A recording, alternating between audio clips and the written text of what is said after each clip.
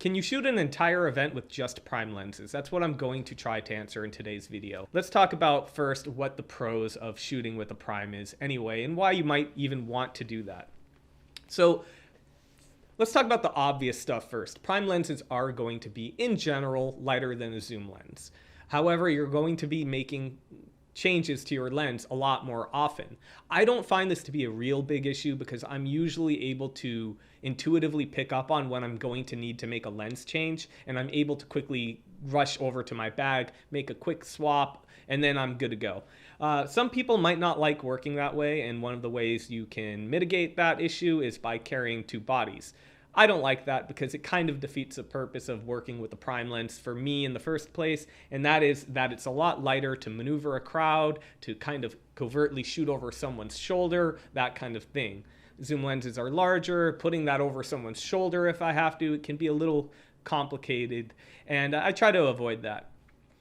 Also, prime lenses tend to be very good optically. We have to remember that. However, things are different now, and zoom lenses, if it is a professional lens at least, is going to be of a pretty high quality, probably potentially equal to that of the prime. I'm not a pixel peeper, so I'm not going to touch that too much, but for me, that's not the biggest reason to shoot primes. The other one, and this one's more significant, would be that they can shoot at much faster apertures. So although that prime lens is only a 2.8 at 200 millimeters, it's not terribly fast. For example, the 135 millimeter lens that Canon makes is f2. They make 85s as low as 1.2 or 50 millimeter at 1.2. And so that is a big draw.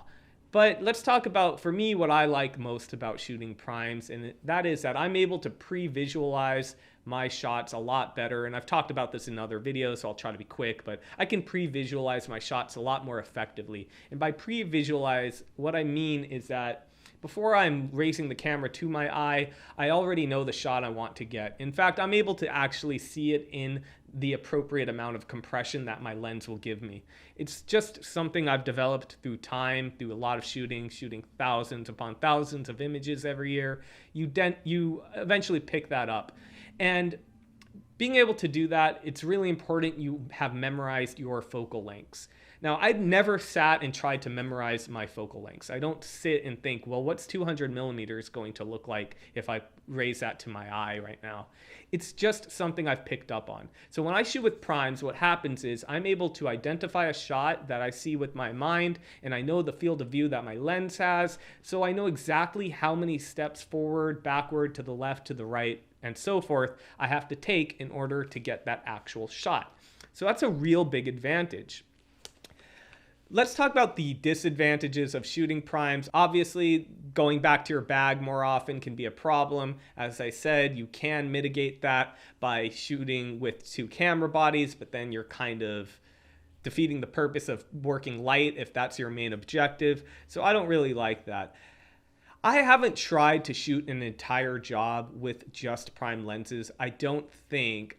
If I have, it wasn't on purpose, but I'm going to try that as an experiment for you guys as soon as COVID-19 is not relevant and I'm booking more jobs. But I do see some potential times where it could be problematic shooting with primes. One would be speakers on stage. I don't think I want to be limited to a prime lens because imagine you've got a speaker on stage, but then you've got dozens of tables you have to navigate, and this is what I'm usually doing. And you can see that in some of my POV videos. I'm having to very delicately navigate all these different, it's like a maze between all these tables. And sometimes you can't get into the position you need to get into with a prime lens, and so you would just be kind of screwed. And because some jobs are what, a guy I used to work with called, I didn't come up with it, but shoot and scoot jobs, meaning you just give them all the files at the day of. You don't want to put the burden of having to crop your images on your client. I'm not a big cropper. I usually see my compositions how I want them in the first place. I don't find I need to crop much, but if I were using just a prime in a situation in which I had to use a telephoto, it could be problematic. Another issue I've had with shooting primes is sometimes you have to get a shot that you're not able to get at that moment. And sometimes that can be fine. For example, if you're at a party and you're shooting candids, and I really like shooting candids with my 85 millimeter lately. That's been my favorite candid shot taker, whatever. I've had groups of people say, "Hey, can we get a group shot?" And I'm like, I can't. Just give me a second, I'll be back.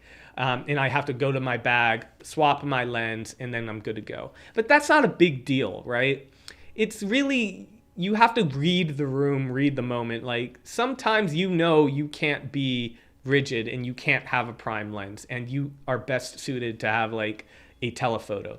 And so I think the answer to this video is, can you shoot an event with prime lenses only? Absolutely. You could shoot an event with one lens too.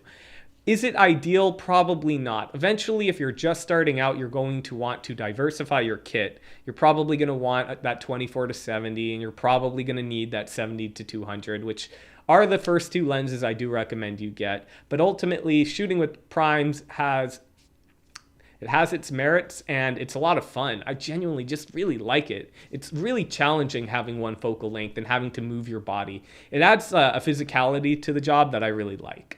So that's why I shoot. That's what I think on the matter. I hope you guys enjoyed the video.